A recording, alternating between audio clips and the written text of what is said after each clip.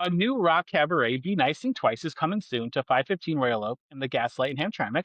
And today we're talking to the mind behind this production, Jim Territo and director Lauren Fuller. Thank you so much for being here. Thank you, Thanks. Brian. Great to be here. This is so exciting. When I was kind of looking this up, as my day job as a psychologist, so as I was kind of researching this, I was like, oh, this is right up my alley. This sounds like such a great, incredible show. Um, Jim, where did this idea kind of originate from?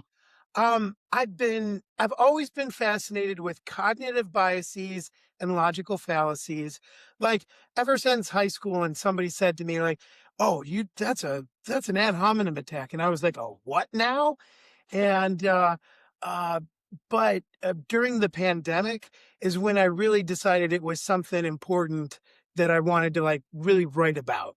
I'm a songwriter and a composer, and so this was me kind of like filtering through the ideas that were kind of all like on full display, like just the inability to see eye to eye, the people, you know, really just digging into that confirmation bias, um, and just all the mental trouble everybody seemed to be having that was causing so much anguish through the pandemic.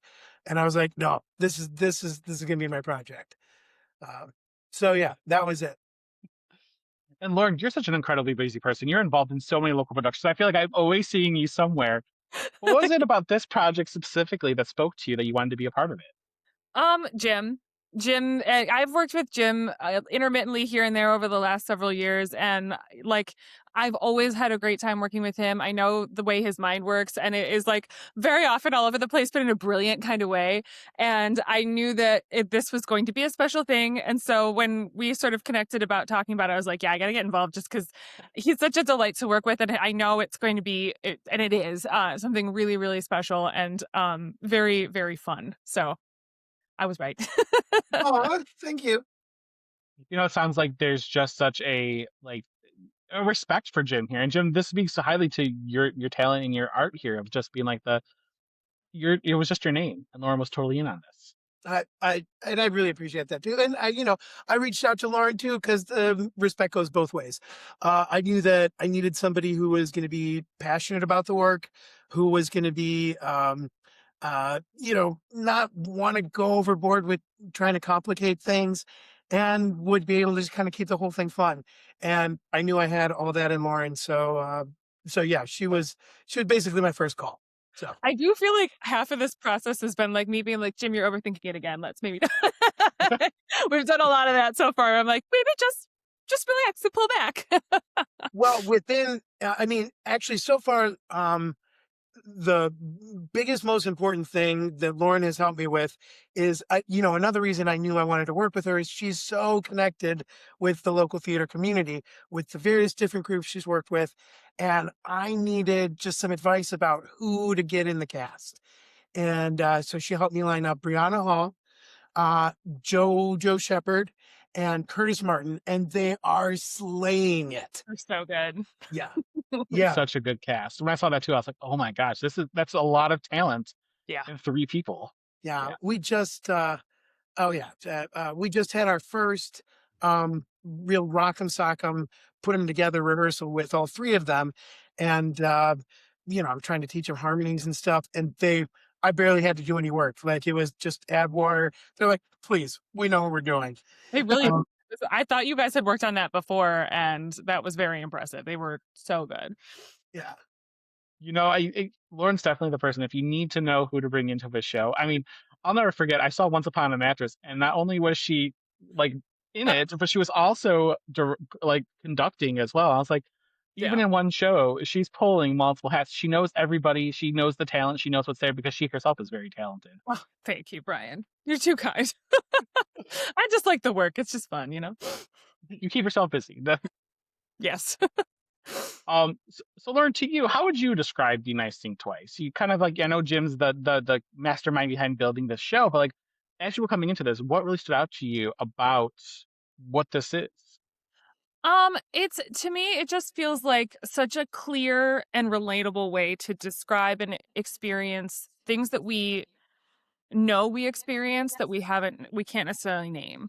So like that was the thing that really stuck out to me as we were like working through the material is just like you know this stuff that we're talking about, the sunk cost fallacy, right? Like I've got so much invested in one thing, I can't get rid of this one thing.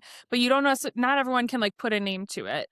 But the music, the way it's written with the storytelling, it gives everyone a way to relate to it and then say, oh, now I know what I'm really feeling and experiencing when I feel this thing. And that there's power in that. And being able to name it and being able to identify it will then help you work through it. So it's informative, but not like in a Schoolhouse Rock kind of way. Which is good. I think that sometimes we need easier ways to digest things that are super important that we have to think about, you know?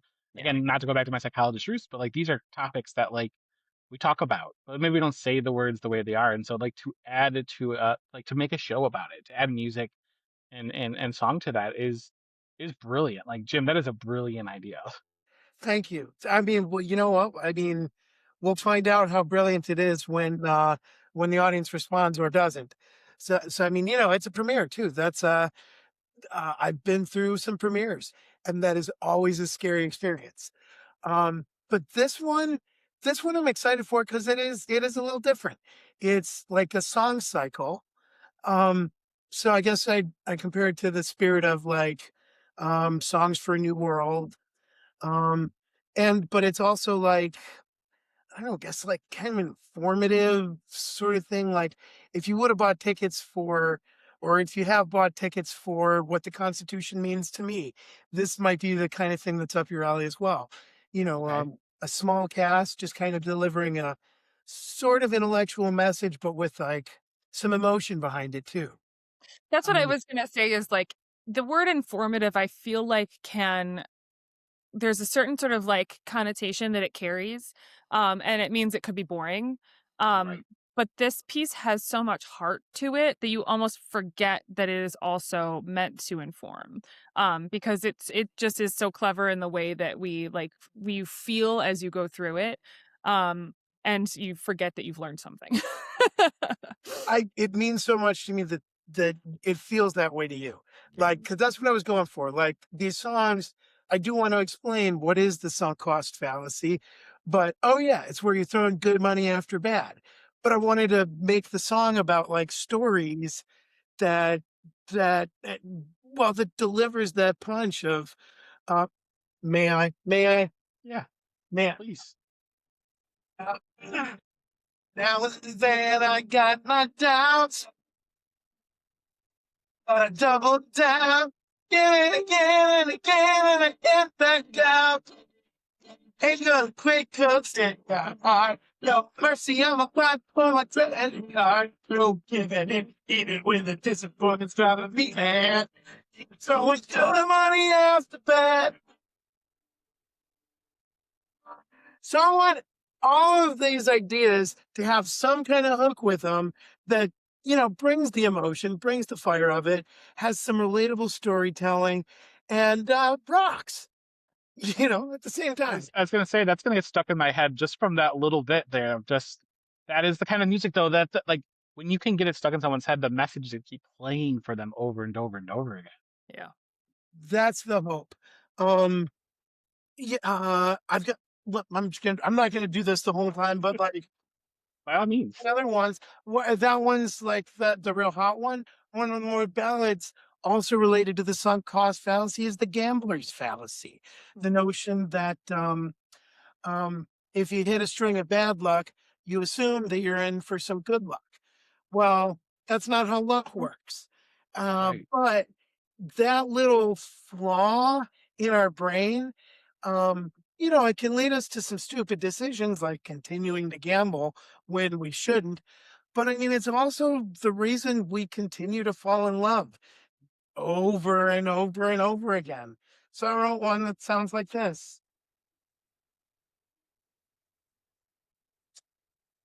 I'm still in love with love.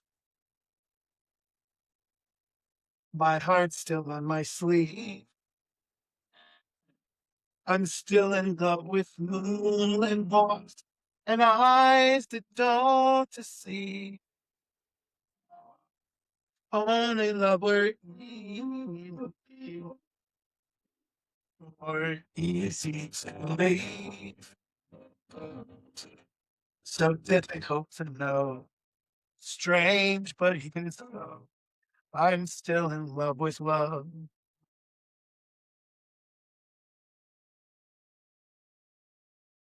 So And yeah, that Beautiful. song is the one that made me just bawl in rehearsal the other day. Like the way JoJo sings it and the way the way it's written and the combination of those two things, I was just a mess. I was like, I'll be right back. I need to collect myself. It's gorgeous. It really is gorgeous.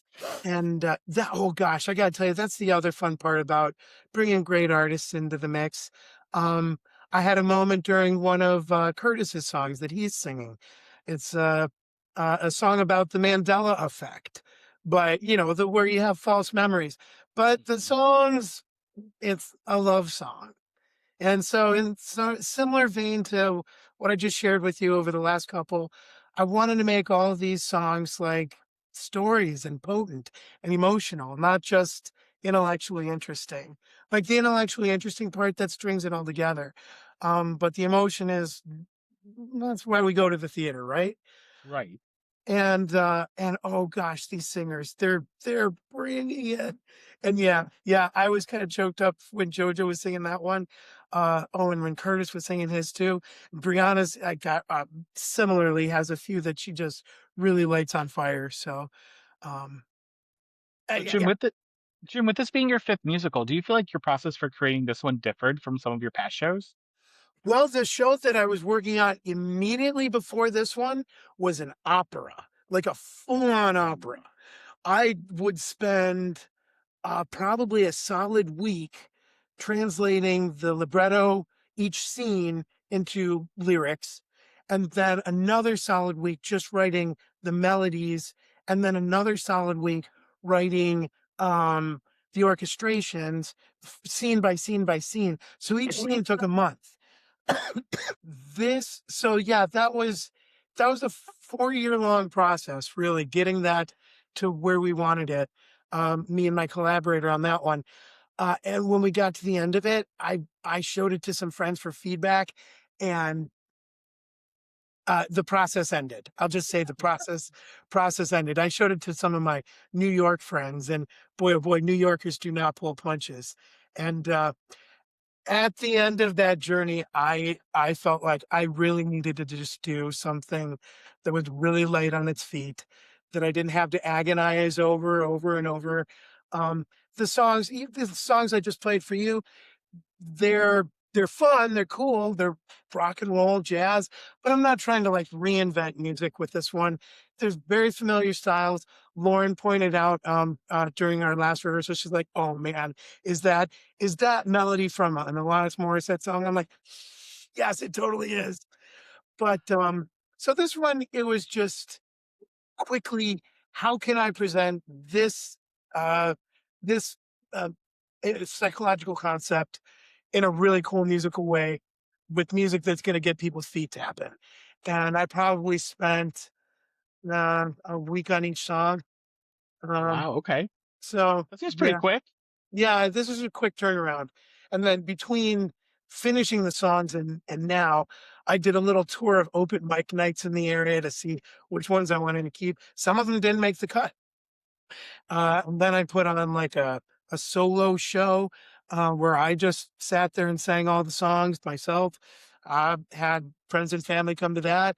But I learned real quickly through that one that my voice does not hold out like for a 90-minute show. So definitely it's going to be better to have a band and some proper singers bringing this one to life.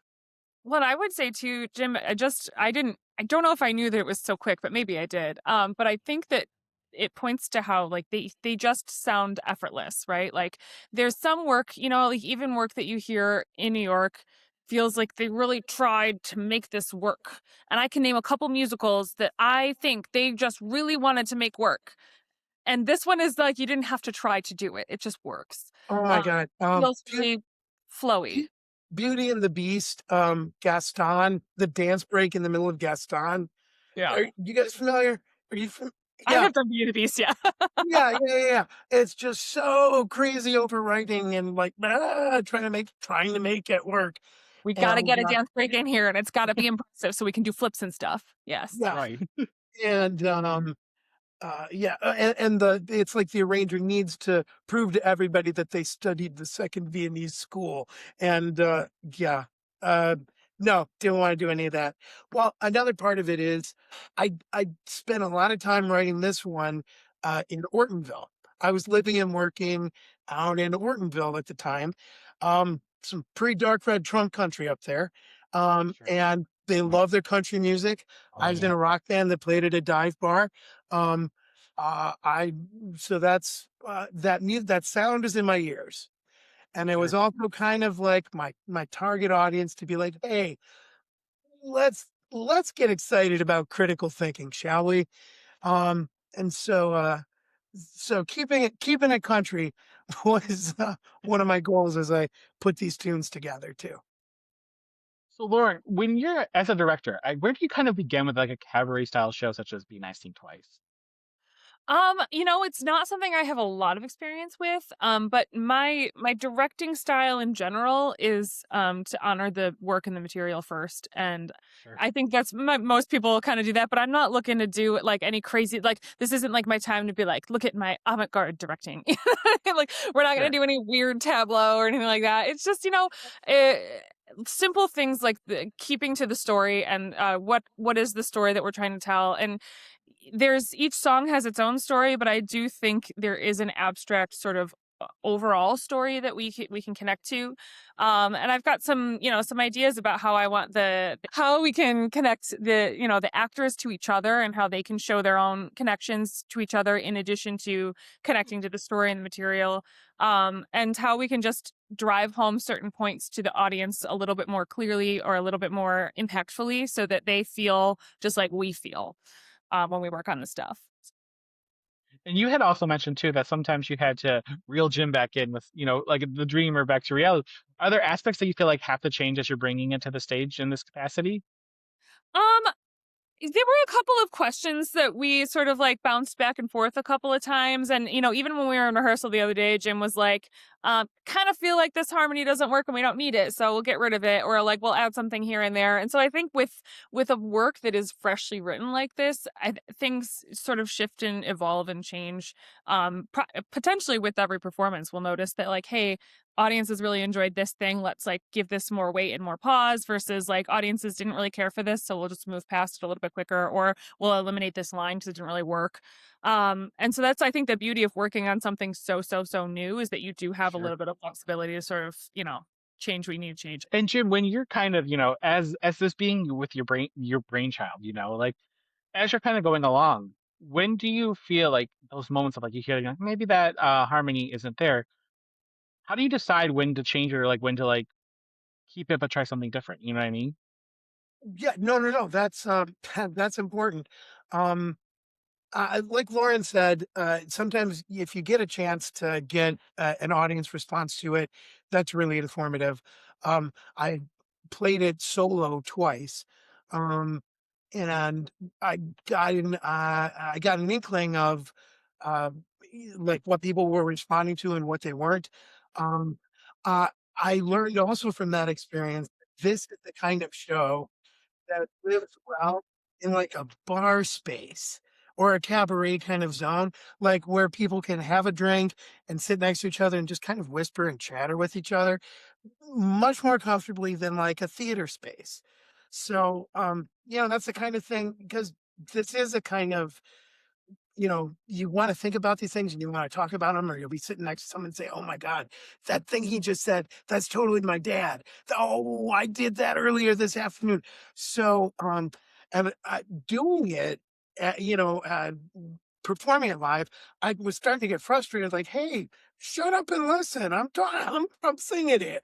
Uh, it also occurred to me that no, that's an important part of the experience as well. Um, so how do I think you were asking me, I think that's related to what you asked me. For What sure. did you ask me again? I just asking like how do you like make those decisions between like what needs to change and with like how do you adapt to those things? Yeah. well, being ready to adapt to them Sure. is a big thing. Like, I know going in that many heads are better than one. When Lauren's telling me something, I need to listen to her. When the cast is telling me something, I need to listen to them. If we're in rehearsal and it's not working, actually, this last rehearsal we just did, I told the cast, "Hey, we got to get through 80 minutes of music in 3 hours." So if we're working on something and we're 2 minutes into working on it and it ain't working, no, no, time to go. Sure. Um, yeah, and so yeah, I have to be prepared for that as well as just be ready to let things change. Not treat any of my material like it's super hyper precious, which is also kind of the nice thing about having written it quickly. Um, I'm not as emotionally married to all of it as I was to what I did with the operas because I poured over and combed over it. This is a little more loosey goosey, but sometimes the cast members even were like saying the lyrics wrong, but they said the lyrics wrong in such a way that I'm like, no, that's the lyrics now. That makes more sense for you to say it that way. Just say it that way. Um, I personally don't get very Sondheimy when it comes to like those kind of details. Like if somebody has a better way of doing it, let's do it the better way. I'm sure that both of your backgrounds as educators too have to play into this as well, being able to like pivot quickly and like, okay, something didn't work, so we have to change how we're approaching it, to make like the best product available. Um, Lauren, there's a lot of incredible music, and I know Jim has picked out quite a few pieces, but is there a piece that you feel like is your favorite from Be Nice Think Twice? I think it's the one about still being in love with love. Like the one that he sang earlier. I mean, Yes. it's one that has like carried with me throughout the process and hearing JoJo sing it the other day, like it just spoke to me in such a very specific way, and it's so beautiful and so simple. And the way that that part of the show is crafted is really smart too. He's done a very good job of creating a set list where it builds to like, we've got a couple of ballads and then we go back into like really fun. And so like the contrast of where we are in the story just is really smart, and we don't sit in set and like melancholy for too long. And so I think that that contributes to how much I enjoyed the song. So For sure. And Jim, how about I know I'm asking you to pick your favorite child here, but like, do you have a song that like it was either like most fun to oh, he's create got or one of your oh, he's got a favorite? I yeah. actually I do. Um, and it's not because I think the writing's brilliant. It's because the band um uh is really making it hot. The Okay. singer, there's one, it's called A Little More. And it's all about boundary extension. And it's about how I use little phrases like, "Oh, you know how when a dog sneaks into a bed, it just kind of sneaks its way in," or when a camel sneaks into a tent, or and then I kind of related to, when a car salesman trying to get a little bit more out of you, or say a presidential candidate makes a racist joke about immigrants eating dogs, and then later on, it kind of opens the door for a much more aggressive uh, immigration policy. That's what that song's about. And so, kind of to display it, that rise, it starts off super soft. And then by the end, we're all just like slamming it. Like all three singers are getting in on these really dense harmonies. The lead singer is tearing it up. The band is just laying it down.